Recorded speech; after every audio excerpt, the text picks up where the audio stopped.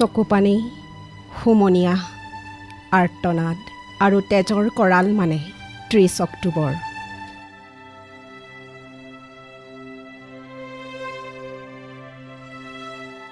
দুখৰ দাস্তান 30 অক্টোবৰ। দেশ কাল নিৰ্বিশেষে 30 অক্টোবৰৰ মাজেৰে আমি শিকিব খোজোঁ মানৱতাৰ অলেখ নিলিখা পাঠ। এক ঐতিহাসিক প্ৰেক্ষাপটত মোৰ চিৰ চেনেহী অসম। সময় কেলেণ্ডাৰত সিদিনা 2008 চনৰ 30 অক্টোবৰ। পবিত্ৰ বৃহস্পতিবাৰ আছিল। এটা ফৰকাল ৰাতিপুৱা, আকাশত শুকুলা মেঘ, সেউজীয়াৰ বুকুত ৰ'দৰ লুকা ভাকু। ক্ৰমান্বয়ে মানুহবোৰ নিজৰ নিজৰ কামত ব্যস্ত হৈ পৰিছিল। ছাত্ৰবোৰ স্কুললৈ, চাকৰিয়ালবোৰ অফিচলৈ, বনুৱাবোৰ নিজৰ কৰ্মক্ষেত্ৰলৈ। মুঠতে চৌপাশে ব্যস্ততা। অটো ষ্টেণ্ডত অটো চালকৰ আড্ডা, মিঠাইৰ দোকানত গ্ৰাহকৰ ভিৰ, প্ৰেমিকৰ বুকুত প্ৰেম, অভিভাৱকৰ বুকুত সন্তানৰ প্ৰতি মৰম সনা উত্তাপ।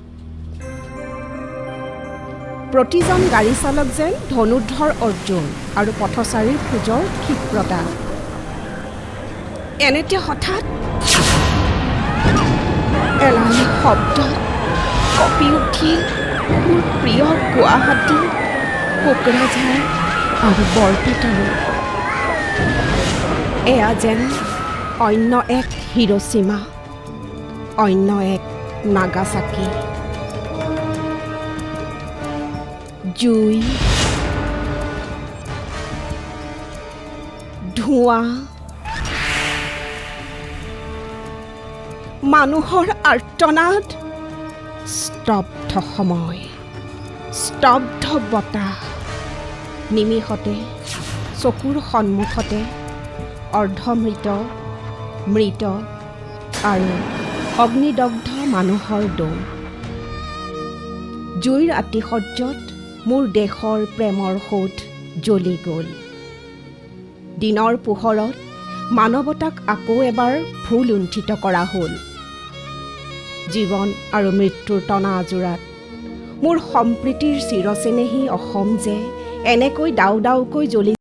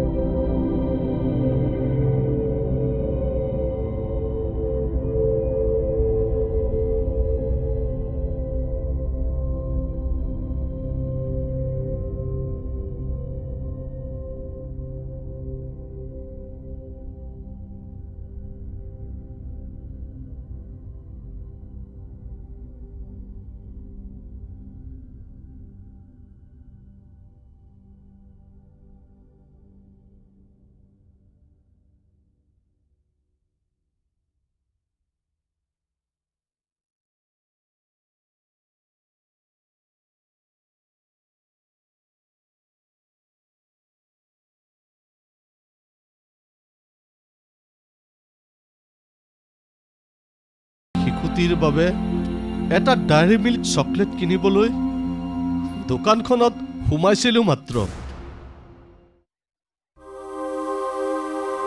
এবাৰ ভাবিছিলোঁ চকলেটটো নিকিনোৱে নেকি? কিন্তু চকলেট নাপালে সি জানো মোক সোধাই এৰিব? সি ডায়েৰী মিল্ক নোপোৱাৰ বেদনাত গোটেই ঘৰখনতে বিপ্লৱ আৰম্ভ কৰি দিব। তাৰ মৰম সনা চিঞৰত গোটেই কলনীটো কঁপি উঠিব। সিটো আমাৰ যুগ্ম জীৱনৰ প্ৰথমটো বুকুৰ টুকুৰা। তাৰ খং, তাৰ অভিমানবোৰ মিটাব নোৱাৰিলে কিহৰ দেউতাক হলো মই? আৰু সেই ডেইৰী মিল্ক কিনিবলৈ গৈয়ে মই মোক শেষ কৰি দিলো গণেশগুৰিত।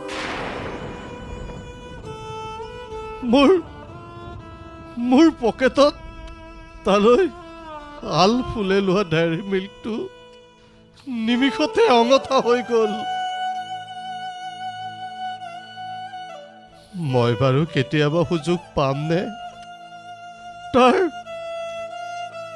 তাৰ হাতত ডেইৰী মিল্ক গুজি দিবলৈ? তাৰ ঠেহ আৰু অভিমান মিটাবলৈ? পাপলু, তয়ো এদিন ডেকা হবি। তই কিন্তু গায়ক হ'ব লাগিব। তই গাব লাগিব মানৱতাৰ গান।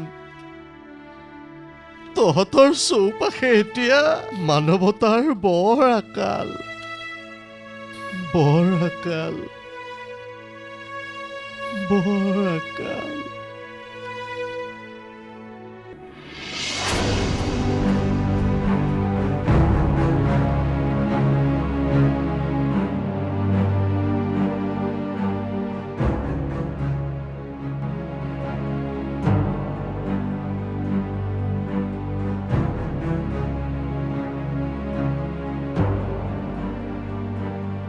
আপোনালোকৰ কল্পনাৰ স্বৰ্গৰাজ্যৰ ময়ো এজন। মোৰ ঘৰ কোকৰাঝাৰ। 30 অক্টোবৰৰ দিনাখন ভণ্টিৰ বিয়াৰ বজাৰ কৰিবলৈ বজাৰত সোমাইছিলোৱে মাত্ৰ এনেতে ফুটি গ'ল সেই কলংকিত বোমাটো। দেউতা মৰাৰ পিছত মই, বিধৱা মা আৰু ভণ্টি মিলি আমাৰ 3জনীয়া সংসাৰখন। এই কম্পিউটাৰ ইনষ্টিটিউটতে মই কাম কৰিছিলোঁ। বিধৱা মা আৰু ভণ্টিক মই কোনোদিনেই অভাৱৰ মুখামুখি হ'বলৈ দিয়া নাছিলোঁ। দেউতাৰ মৃত্যুৰ পিছত তেওঁৰ আধৰুৱা কামৰ সমস্ত দায়িত্ব মই মূৰ পাতি লৈছিলোঁ। কিন্তু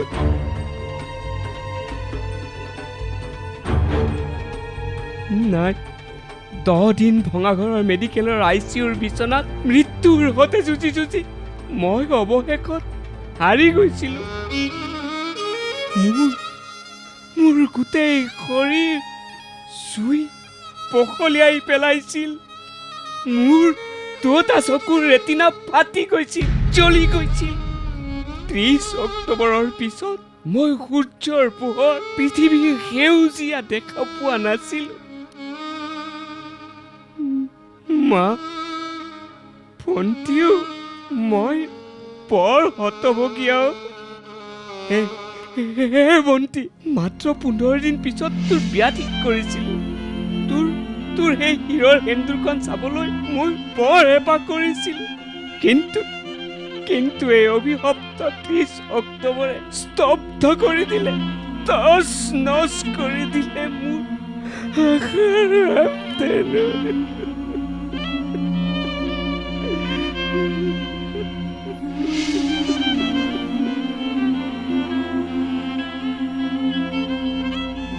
মা, ভণ্টি এনেকৈ যে হঠাৎ মোৰ আশাৰ সমাধি হ'ব মই সপোনতো ভবা নাছিলোঁ।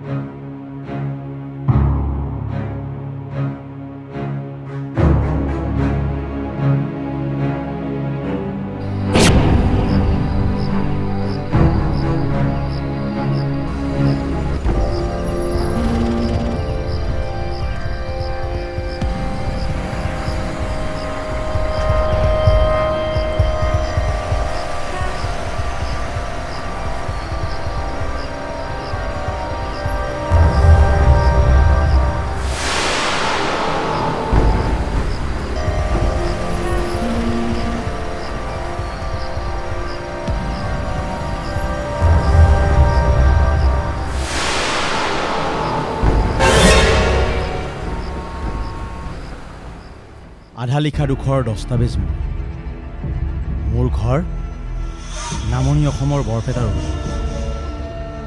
সিদিনা মই মোৰ বন্ধুৰ সৈতে চৌধুৰী কমপ্লেক্সৰ ফাৰ্ষ্ট ফ্ল'ৰৰ পৰা তললৈ নামি আহিছিলোঁ মাত্ৰ। আয়ৈ! ঘাতকৰূপী বোমাটোৰ প্ৰচণ্ড শক্তি নিমিষতে চূৰ্ণ বিচূৰ্ণ হৈ গ'ল আমাৰ অস্তিত্ব। মোৰ মগজুৰ লাওখোলা বহুত দূৰলৈ উফৰি গৈছিল, বখলা বখলাই জহি খহি গৈছিল।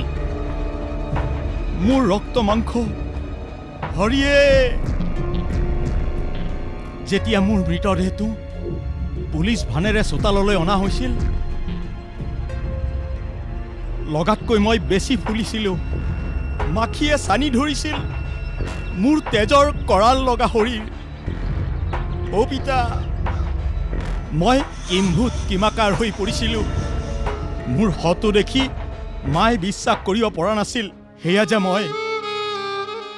মায়ে বুকুত ভুকুৱাই ভুকুৱাই কান্দি কান্দি সুধিছিল, ই মোৰ প্ৰাণৰ পুতুল নহয়, ই মোৰ প্ৰাণৰ পুতুল নহয়। আপোনালোকে মোৰ পুতুলক ক'ত লুকুৱাই ৰাখিছে? ক'ত?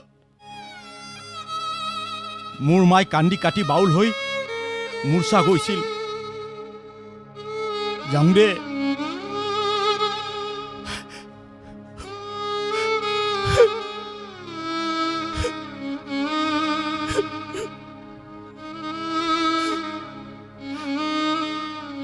মোৰ মায়ে আজিও আশা কৰিছে,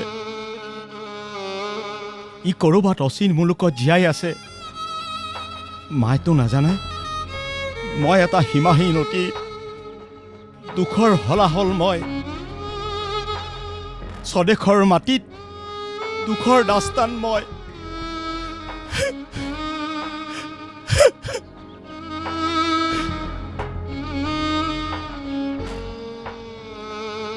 এয়া আমাৰ অৰণ্য ৰোদন,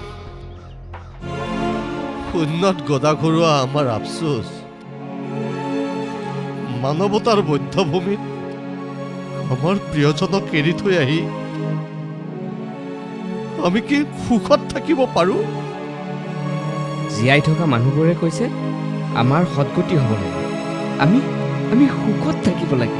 আপোনালোকৰ কল্পনাৰ স্বৰ্গৰাজ্যৰ পৰা আমি ৰিঙিয়াই কৈছোঁ, আমি সুখী নহয়, আমি বিব্ৰত, আমি অস্থিৰ।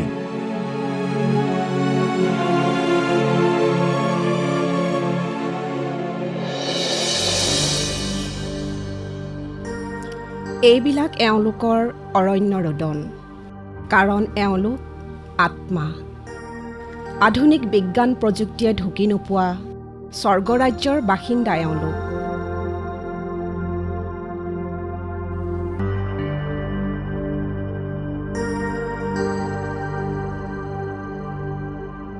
এতিয়া প্ৰশ্ন হ'ল, আত্মাৰ অতৃপ্ত বিননিবোৰ কেতিয়াবা ইতিহাসত লিপিবদ্ধ হ'বনে? লিপিবদ্ধ হওক কিম্বা নহওক, তথাপি এওঁলোকৰ জীৱনৰ কৰুণ বিননিবোৰ আপোনালোক ৰাইজ এবাৰ নুশুনিবনে? জীৱন আৰু সম্পত্তিৰ নিৰাপত্তাহীনতাৰ প্ৰশ্নটোৱে আজি সমগ্ৰ পৃথিৱীখনকে অস্থিৰ কৰি তুলিছে। কাৰণ যুগে যুগে 30 অক্টোবৰৰ পুনৰাবৃত্তি সভ্যতাৰ বুকুত। আজি যদি ভাৰতবৰ্ষৰ গুৱাহাটী, মুম্বাই, কাইলৈ পাকিস্তানৰ পেছোৱাৰত, পৰহিলৈ ইৰাক, আফগানিস্তান, পেলেষ্টাইনত, ইমানৰ পিছতো আফচোচ, পৃথিৱীক ভাল পোৱাৰ শপত। এওঁলোকৰ দৰে শক্তিহীন আত্মাবোৰে পৃথিৱীৰ গতিপথ সলাব নোৱাৰে। সেয়ে 30 অক্টোবৰ তোমাক ফেয়াৰৱেল জনাবৰ সময় হ'ল। আমাক 30 অক্টোবৰ নালাগে। বন্দুক বেইনেটেৰে আমি পৃথিৱীৰ নক্সা আঁকিব নোখোজো। তেজৰ ৰং আৰু আৰ্তজনৰ চকু পানীৰে অঁকা পৃথিৱীৰ পট্ৰেইটো আমাক নালাগে। হে সন্ত্ৰাসবাদৰ প্ৰবক্তা, ৰথী মহাৰথী, পৃথিৱী নামৰ সেউজীয়া গ্ৰহটোৰ স্বাৰ্থত, মানৱতাৰ সপক্ষত আপোনালোক এতিয়া সলনি হ'বৰ হ'ল। যদিও ঘাতক, আপোনালোকতো মানুহ, আপোনালোকৰ বুকু মানুহৰ বুকু। আপোনালোকৰ হাত মানুহৰ হাত। আপোনালোকৰ সেই হাত কিয় হ'ব নোৱাৰে? পল ৰবচনৰ হাত, মাদাৰ টেৰেছাৰ হাত, নাইটিংগেলৰ হাত। আমাক সাৱটি ধৰিবলৈ হওক আপোনালোকৰ প্ৰেমৰ দুহাত। তাৰ বিনিময়ত আপোনালোকলৈ হেজাৰ কৃতজ্ঞতা আৰু ভালপোৱাৰে ইতি